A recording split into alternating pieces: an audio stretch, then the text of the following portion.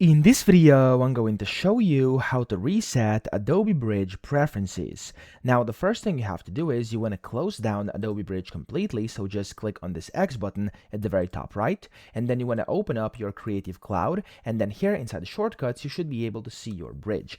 Now, to actually reset preferences, what you have to do here is basically, if you're on Windows, you want to hold down Ctrl plus Alt plus Shift on your keyboard, but if you are on Mac, you must hold down Command plus Option plus Shift, okay? So again, if you're in Windows, Control Alt Shift, and then on Mac, Command Option Shift. Now when you do this, then click on Bridge. So when you're holding it down on your keyboard, just click on Adobe Bridge, and it's going to basically open up over here as a program down here, and you want to open this up, and you'll see it's going to say Reset Settings, and to reset preferences, click on this button, click on OK, and whenever they're going to basically open up the program again, all the preferences will be reset. So that's how we do it. I hope this video helped you out. If it did, please subscribe to the channel and help me out as well.